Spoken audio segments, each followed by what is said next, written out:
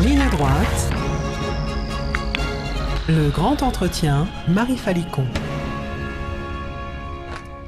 Et pour ce grand entretien politique qui ouvre la semaine, nous sommes avec François Asselineau. Bonjour monsieur. Bonjour, merci de m'inviter. Merci d'être avec nous ce matin pour ce grand entretien. Et on ne vous présente plus aux fonctionnaires, hommes politiques français. Vous êtes le président fondateur de l'UPR, l'Union populaire républicaine. Donc merci d'être avec nous ce matin. Nous allons évidemment parler de la nomination du gaulliste de cœur Michel Barnier à Matignon. Comment est-ce que vous avez accueilli cette nouvelle ? D'abord, je l'ai accueilli avec surprise. Je ne suis pas le seul, puisque personne, en fait, n'y avait pensé. On sort maintenant le fait que le secrétaire général de l'Élysée, M. Koller, l'aurait appelé au mois de juillet. Force est de constater qu'il n'était pas du tout dans les noms qui avaient été évoqués, et qu'il s'en est fallu d'ailleurs d'un cheveu, que ce soit M. Cazeneuve ou M. Xavier Bertrand qui soit élu. Si le Parti socialiste, par exemple, avait soutenu Cazeneuve, ce serait Cazeneuve qui aurait été nommé. Et si le RN n'avait pas mis son veto à la nomination de M. Bertrand, c'est lui qui aurait été nommé.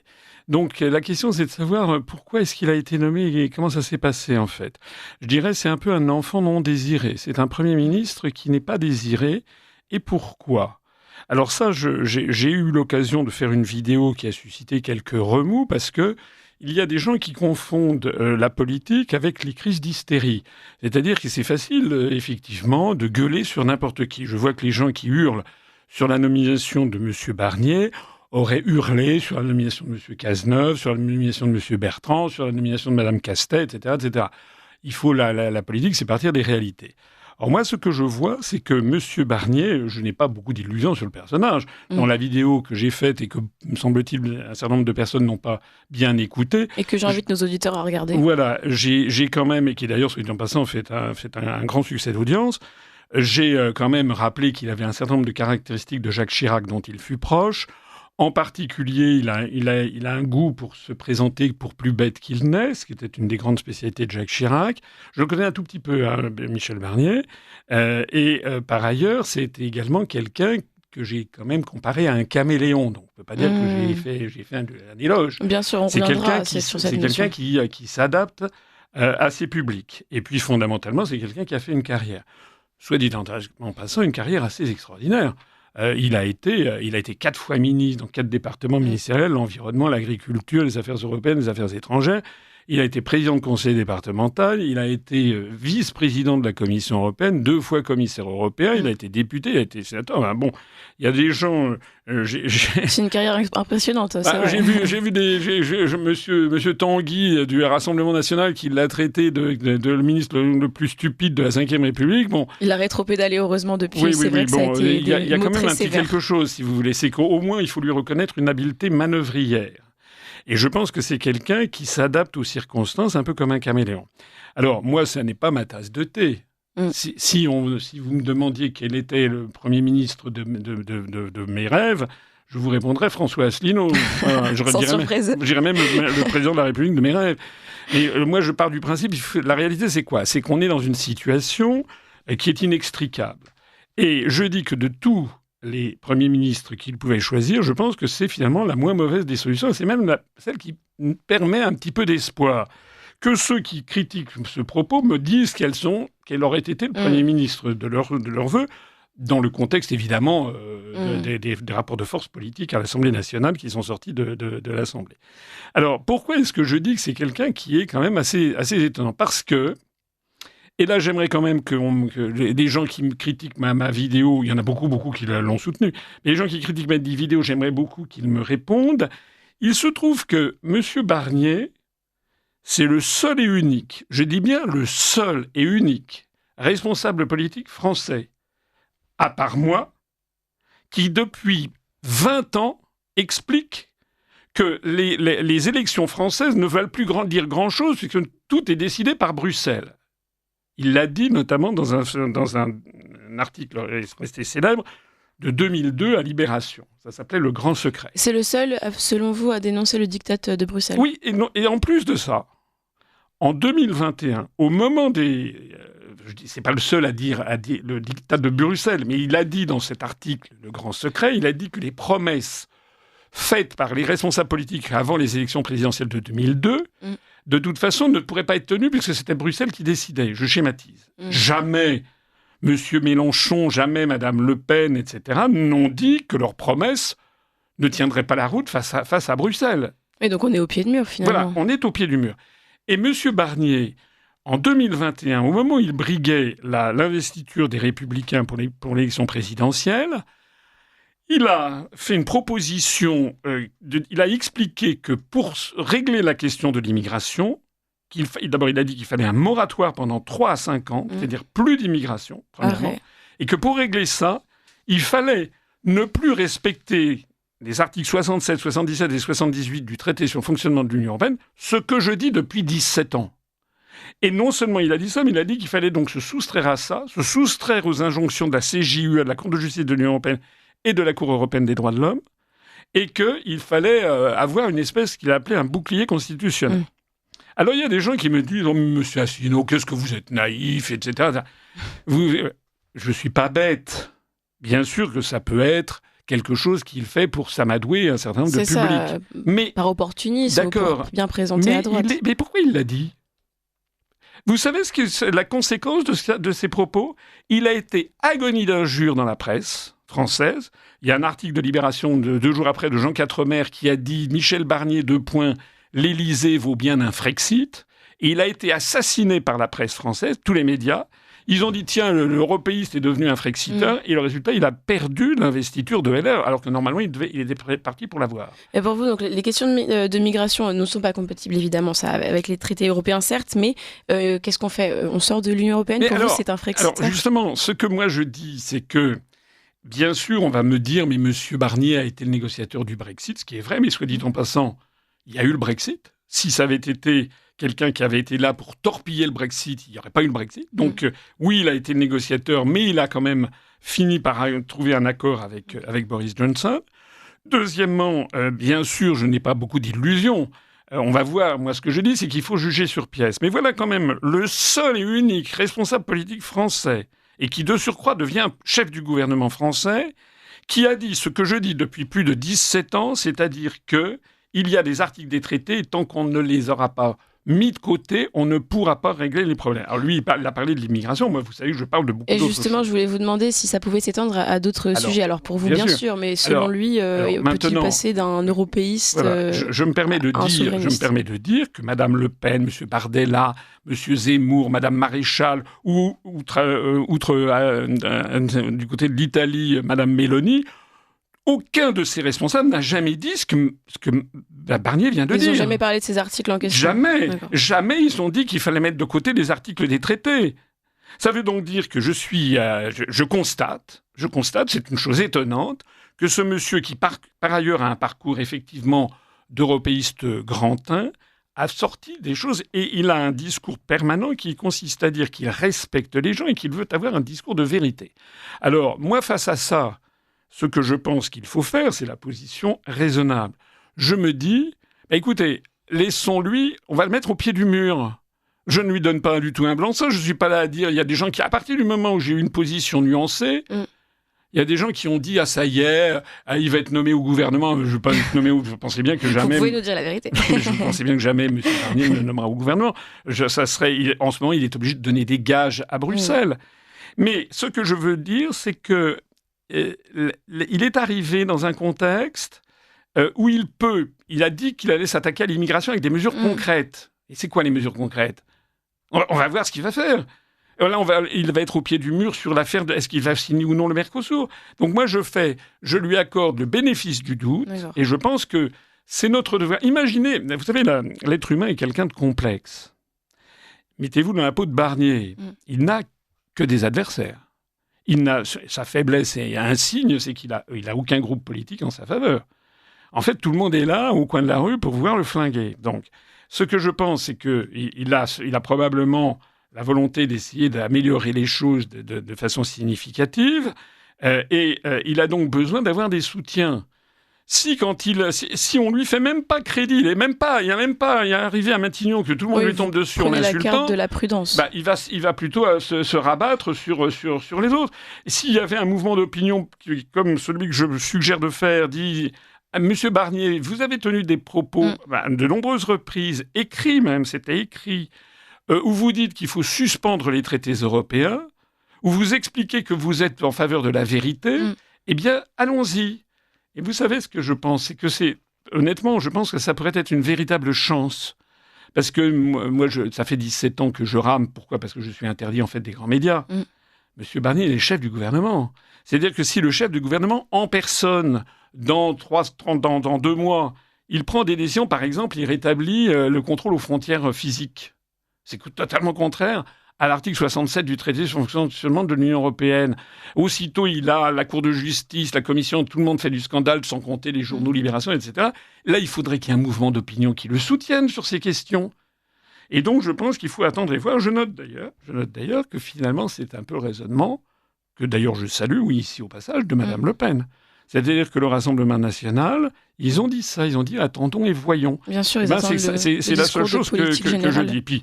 Et puis bon, il y a quand même une probabilité forte, en effet, que M. Barnier se plie. Ça, c'est certain. On va voir quels sont les ministres qu'il va nommer.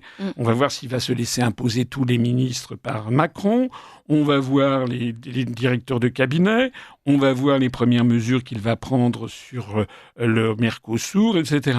Mais ce que je note, c'est qu'il n'a pas été... Il n'y a pas de Mimi Marchand derrière Barnier. Il n'y a pas eu... Rappelez-vous, on nous avait bassiné avec la Attalmania, et le jeune, etc. Nous, là, on a une presse qui le traite de Biden français. Ça veut dire que la presse tenue par l'oligarchie n'est pas favorable à M. Barnier. Là, on joue. Parce que c'est sur ces questions-là que ça se joue. Parce que je pense qu'ils sont inquiets, en fait. Je pense qu'ils sont inquiets parce que je suis persuadé que ça n'était pas leur premier choix. Et quand on dit que Barnier est quelqu'un d'âgé, je rappelle qu'il a l'âge que Mitterrand avait à 1 an près, lorsque Mitterrand a été réélu en 88. Bon, donc voilà ce que je veux dire. Il y a une question quand même qu'on se pose, c'est vrai, sur la complexité du personnage vu pour ses positions européennes, évidemment. D'abord, sa nomination a été applaudie, on peut le souligner, vous en parlerez sûrement, par Ursula von der Leyen. Et par ailleurs, j'aurais voulu dire un mot sur, vous vous souvenez sûrement de cette polémique en 2009, la pratique du rosé coupé. Il était alors ministre de l'Agriculture, il avait laisser faire. Les motifs européens étaient loin de défendre évidemment sur ce sujet la souveraineté française en matière de rosé, puisqu'il s'agissait d'autoriser une pratique déjà bien en vigueur aux États-Unis, en Australie, en Afrique du Sud, et donc d'obliger les Européens à jouer à armes égales sur ce sujet. Donc on a vu que dans son expérience politique, il a quand même laissé faire sans défendre notre souveraineté. Donc les belles paroles de 2021, c'est vrai, sont à prendre avec des pincettes, vous l'avez dit, mais la question se pose quand même, c'est-à-dire qu'au-delà de l'immigration, qu'est-ce qu'il va bien pouvoir faire et est-ce qu'il le fera ? Bon, vous n'êtes évidemment pas devin, mais la question se pose franchement sur sa vision. Mais je suis parfaitement d'accord avec vous, Moi, je vous l'ai dit, moi, c'est pas le premier ministre de mes rêves. Moi, je ne fais confiance, en fait, qu'à moi sur ces questions pour être mené la France à la sortie de l'Union européenne. Parce que je suis le seul qui, depuis 17-18 ans, dit toujours la même chose. Voilà, je dis simplement que, vous savez, ça aurait été M. Cazeneuve, M. Xavier Bertrand, Mme von der Leyen se seraient fendus du même communiqué. Oui. Voilà. Et on aurait eu des gens... la seule chose que je trouve vraiment intéressante avec Barnier, c'est pas la seule chose. Il y a d'autres choses aussi.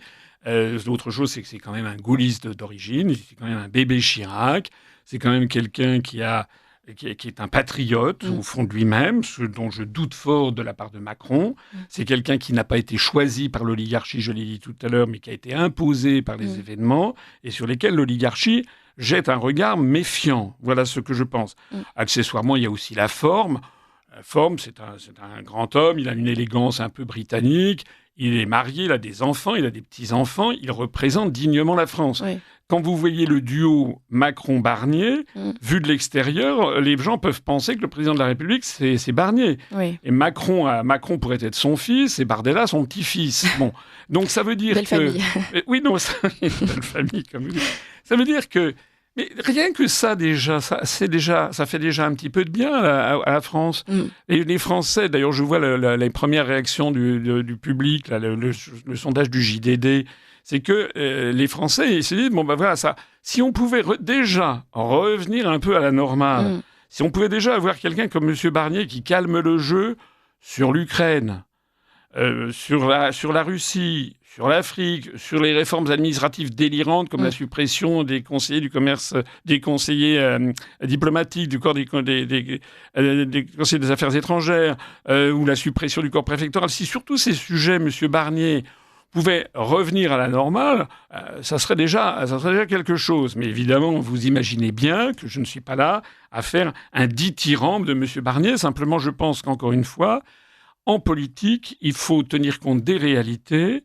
Et si M. Barnier caressait le projet, par exemple, de mettre en œuvre ce qu'il avait dit en 2021, c'est-à-dire de suspendre la... Vous vous rendez compte l'énormité ? Si déjà il suspendait l'application de 3 articles des traités, ce qui serait contraire aux droits des traités d'ailleurs, mais ça serait énorme. Et là, il aurait besoin que des forces comme celles que je conduis le soutiennent là-dedans, montre qu'il y a une partie importante de l'opinion publique qui le soutient. Oui, vous pensez que les Français, évidemment, pourraient suivre ce grand mouvement Pas tous, il y aurait bien sûr des... Vous voyez, je lisais là, les réactions à gauche, il y a des gens qui critiquent parce qu'il n'a pas beaucoup de compétences en matière sociale au cours de sa vie, il ne s'en est pas beaucoup préoccupé. Mais je voyais par exemple que la CIMAD, c'est une association, une ONG qui s'est un peu spécialisée dans le soutien à l'immigration, tous azimuts, etc. Elle fait pas de sa grande inquiétude. Donc voilà, ce que je dis, c'est que attendons et voyons. Donc, voilà. Et puis si M. Barnier, comme c'est relativement probable en effet, finalement suit exactement ce que demande la Commission européenne, eh ben on sera les premiers à le critiquer comme on a critiqué les autres. Donc c'est une opinion vraiment mesurée, c'est très intéressant. Justement sur cette nomination, on va revenir justement à la crise quand même institutionnelle initiale. C'est donc un Premier ministre, les Républicains, qui se retrouve à la tête du gouvernement, et pourtant ce sont les grands perdants de ces élections législatives. Est-ce que ça dit quelque chose de l'état de notre démocratie, de l'état de notre pays dans cette crise ? Oui, en fait le mal vient d'une chose, et je suis quand même assez sidéré des protestations de la gauche. Le mal vient de l'affaire des castors, l'affaire de faire barrage. C'est-à-dire que, normalement, il y avait... je crois que M. Gollnisch milite pour un système à l'anglaise. Si on avait eu un système électoral à l'anglaise avec un scrutin uninominal majoritaire à 1 tour, c'est un scrutin terrible. C'est le premier qui arrive... Au premier tour, celui qui arrive en tête a le poste, même s'il n'a pas 50% des suffrages. C'est le Rassemblement national qui aurait été élu et qui serait au gouvernement depuis 60 jours. Vous aimez pas ce mode de scrutin ? Écoutez, chaque mode de scrutin a des avantages et des inconvénients. Ce genre de scrutin, comme le genre le scrutin que l'on a actuellement, sont des scrutins qui créent des rancœurs, des aigreurs, parce que il donne le pouvoir à une partie de l'opinion publique et les autres qui sont exclus se sentent exclus, justement. Mais le scrutin à la proportionnelle, lui, il a un autre inconvénient, c'est que ça rend ingouvernable, surtout un pays comme la France. Voilà. Donc, ça fait... vous savez, De Gaulle s'était lui-même beaucoup préoccupé de ça. Il avait changé lui-même, d'ailleurs, d'opinion. Sous la 4e République, il s'était quand même montré plutôt favorable à la proportionnelle, parce que le scrutin uninominal majoritaire à 1 tour, en 1947, aurait donné le pouvoir au Parti communiste français en France. Donc, il était plutôt favorable à la proportionnelle. Après ça, il s'est dit que sous la 5e République, qu'il fallait une vraie majorité. Le problème, il vient de ce que le nouveau Front populaire a appelé à faire barrage au Rassemblement national, et que vous avez un certain nombre d'élus, je crois qu'il y a une trentaine d'élus du NFP, qui ont été élus avec des voix de droite, des voix de gens votant les Républicains. Et inversement, et Laurent Wauquiez, par exemple, élu avec les voix de... Et donc, il est bien évident que les gens de droite qui ont voté pour un candidat LFI ou un candidat socialiste, ils l'ont fait pour faire barrage au RN, mais ils ne l'ont pas fait pour soutenir le programme du nouveau Front populaire.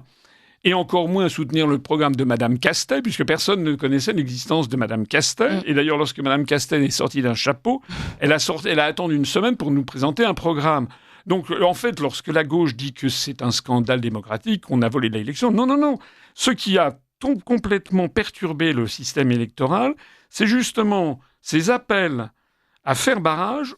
En fait, on appelle des gens à voter pour des candidats qui ne représentent pas leurs opinions. C'est de ça qu'il s'agit. Et réciproquement, vous avez raison, Wauquiez a été élu avec des voix de gauche. Donc c'est effectivement quelque chose qui a mené à cette assemblée complètement ingouvernable. Voilà, moi ce que je pense dans toute cette histoire, c'est qu'il y a quand même, à mon avis, il y a un petit défaut dans la Constitution française. Là, vous savez que la Constitution interdit de dissoudre l'Assemblée nationale pendant 1 an, une fois qu'elle a été dissoute une fois, très bien. Au jour de la dissolution. Mais je pense qu'elle aurait dû prévoir, la Constitution, en tout cas je mets ça sur la table, une disposition, c'est que en cas d'élection présidentielle, un nouveau président de la République a le droit de dissoudre l'Assemblée nationale, même si celle dont il hérite a été dissoute moins d'1 an avant. Parce que le problème, il y a des gens qui disent qu'il faudrait que Macron démissionne, ou moi je milite depuis 2018 pour que les députés lancent la destitution. Mais le problème, c'est que si Macron démissionnait demain, l'élection présidentielle devrait avoir lieu dans les 1 mois et demi à 2 mois. La Constitution française est très, très rigoureuse sur cette question. Eh bien, ça veut dire que le nouveau président de la République, quel qu'il soit, serait obligé de subir cette assemblée telle qu'elle est. Donc là, à mon avis, c'est une réforme qu'il faudrait faire de la Constitution. Oui. Et alors, parmi les grands défis, évidemment, les grands chantiers de Michel Barnier, il y a d'abord former un gouvernement. Bon courage, effectivement, pour s'entourer des bonnes personnes, sachant que le Rassemblement national, d'un côté, ne veut pas, évidemment, y prendre part. Même chose pour le nouveau Front populaire. Donc, reste à définir vers qui il se tournera. Et puis, évidemment, présenter un budget pour la France. Est-ce que ce volet, justement, du projet de loi de finances vous inquiète, puisque on constate, voilà, on n'a évidemment pas de majorité. Définir les grandes lignes budgétaires de la France sera un sacré défi. Oui, d'autant plus que je vous rappelle que la France est maintenant sous la tutelle directe de Bruxelles, qui a lancé la procédure de déficit excessif. Bruxelles avait sommé la France de présenter son projet de budget pour le 20 septembre, parce que les Français ne le savent pas, mais il faut d'abord obtenir l'accord de Bruxelles avant que ça passe au Parlement français. On n'en parle jamais, donc voilà. C'est... Et j'avais d'ailleurs dit, lorsque M. Barnier était dans cette vidéo, d'ailleurs, je crois, j'avais dit, dont on parlait tout à l'heure, j'avais dit que la première chose que M. Barnier ferait, c'est que probablement il ferait jouer de ses contacts qu'il connaît à Bruxelles, il connaît tout le monde, pour reporter le délai. Il l'a obtenu. Voilà, comme par hasard, il s'est passé ce que j'avais prévu. Donc il a obtenu ce report de ça. Mais il faut dire une chose aussi, c'est que, en fait, la situation est inextricable. Monsieur Barnier, enfin, je veux dire, sa tâche est quasiment impossible. Parce qu'on est dans une situation avec un déficit qui est hors contrôle. Monsieur Bruno Le Maire, avec une inconscience folle, et monsieur Macron, et n'oublions pas monsieur Édouard Philippe, qui est responsable d'une façon très importante du dérapage des finances publiques avec le confinement, ils ont mené la France dans une situation qui financièrement est inextricable. Donc on va être mis sous tutelle quasiment de la Banque centrale européenne et de la Commission européenne. Et là-dedans, monsieur Barnier, il arrive, il n'a que des adversaires quasiment à l'Assemblée nationale, il n'a que des gens qui exigent qu'il fasse ce qu'eux souhaitent, mais chacun est minoritaire. Voilà, donc cette tâche est quasiment impossible. Face à une tâche quasiment impossible, on va voir ce qu'il va faire. Je ne pense qu'il ne va pas faire de miracle, mais comptez sur nous, en tout cas, si d'aventure il se plie à Bruxelles, il aura montré quelque chose. Et ça, c'est une leçon de choses qui sera très importante. C'est qu'il aura montré que même quelqu'un qui tient les propos qu'il a tenus sur le fait qu'il fallait un bouclier constitutionnel, qu'il fallait sortir, etc., dans la mesure où il reste dans l'Union européenne et dans l'euro, il montrera à la face du monde et à la face des Français que l'on ne peut pas résoudre les problèmes. Donc c'est pour nous une formidable leçon de choses. Sans sortir. Voilà, sans sortir de l'UE. C'est une formidable leçon de choses qui est là. Et encore une fois, j'insiste sur le fait c'est pas rien ce qu'il a dit. Il s'est mis à dos. Vous savez, je vais vous parler d'un autre exemple. C'est monsieur Fillon, par exemple. François Fillon, il a été flingué, vous savez, quand il s'est présenté en 2017. Pourquoi ? Parce que Fillon, c'était pas pour ses affaires de costume, enfin bon, il a été flingué parce qu'il avait été le collaborateur très proche de Philippe Séguin. Et l'oligarchie, elle a ses têtes, si vous voulez. C'est-à-dire que lorsque vous avez, si peu que ce soit, manifester un certain goût pour la souveraineté nationale, que vous penchez plutôt d'un côté, que vous avez fait quelques déclarations, vous êtes barré. Wauquiez est barré de la même façon. Wauquiez, il y a régulièrement des campagnes de dénigrement contre lui parce qu'il n'est pas jugé fiable par l'oligarchie. Et c'est pareil pour M. Barnier était jugé fiable jusqu'à ses déclarations de 2002 et surtout de 2021. Et là, d'un seul coup, il a été jugé moins fiable. Mais alors la question qu'on se pose tous, c'est quel intérêt Emmanuel Macron a-t-il de nommer Michel Barnier à la tête de son gouvernement si ses positions justement frileuses vis-à-vis de l'Europe se confirment au vu de ce qu'il nous avait dit? Parce que moi, j'aurais été à la place de Macron, parce qu'à Dieu ne plaise, j'aurais nommé Madame Castet. Voilà. Parce que Madame Castet... chaos? Non, parce que Madame Castet aurait été censurée 24 heures après. D'accord. Et donc, le nouveau Front populaire aurait un petit peu fermé sa bouche parce qu'ils auraient constaté, parce qu'ils disent c'est un vol de... Non, Madame Castet n'était pas capable de ne pas être censurée. Ouais. Voilà. Et le problème de Macron, c'est qu'il a tourné... En fait, Macron, vous savez, il est complètement... Il y a des gens qui disent... Oui, il a tout organisé ici. Moi, je ne suis pas d'accord avec ça. Il y a des gens qui voient toujours à chaque fois tout extraordinairement manichéen. Non. Macron, je suis désolé, il est un mauvais politique en plus de tout. Je vais vous dire la meilleure preuve. C'est que s'il avait été un bon politique, il aurait attendu la fin des Jeux Olympiques pour dissoudre l'Assemblée nationale. Là, il surfait sur les Jeux Olympiques. Il aurait eu un bien meilleur résultat qu'au sortir des élections européennes. Oui, cette dissolution, vous avez Donc sa dissolution a pris tout le monde de court parce que c'est une imbécilité. C'est une imbécilité. Et s'il avait attendu la rentrée après les Jeux Olympiques, il n'aurait peut-être pas eu un torrent de votes en sa faveur, mais il aurait, à mon avis, fait un meilleur score. Sa majorité aurait eu un moindre échec que ce qu'il a eu à ce moment-là. Et donc Macron, il se retrouve devant une situation, il a créé un Rubik's Cube qu'il ne sait pas résoudre. Donc il a essayé avec Cazeneuve, ça n'a pas marché parce que Cazeneuve ne passait pas l'épreuve de la censure. Il a essayé avec Thierry Baudet, le type du Conseil économique et social, ça ne marchait pas non plus. Il a essayé avec M. Xavier Bertrand, ça ne marchait pas non plus. Donc il était aux abois en fait. Et donc on lui a sorti ça. Et en fait c'est simplement, il faut comprendre une chose, c'est que le Parti socialiste, en refusant de soutenir Cazeneuve, en fait, a donné le pouvoir de nomination conjoint au Rassemblement national. C'est ça qui s'est passé. Ce sont les arbitres, évidemment. C'est désormais les arbitres. Et d'ailleurs, moi, il ne faut pas exclure que si ça se passe mal, que M. Barnier soit censuré dans 3 mois, c'est possible aussi. Oui. Mais s'il était censuré dans 3 mois, on retomberait sur le système actuel. Et là, peut-être que le Parti socialiste, d'un seul coup, se dirait on va soutenir Cazeneuve. C'est possible. Tout est possible. On est dans une situation extrêmement évolutive. On est dans un chaos qu'a créé M. Macron sans savoir quelle était la procédure de sortie. Bon, ce qui est intéressant de voir, c'est qu'en tout cas, c'est la droite qui finalement semble avantagée par rapport à la gauche. C'est ce qui ressort en tout cas de votre discours, c'est que les souverainistes et parallèlement le Rassemblement national sont peut-être les grands gagnants de cette nomination. À voir.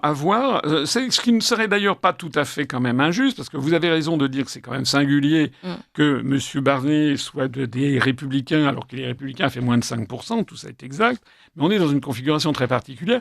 Et le fait qu'il y ait quand même un mouvement plutôt vers la droite correspond quand même au résultat des élections du premier tour. Oui, donc finalement, ça représente...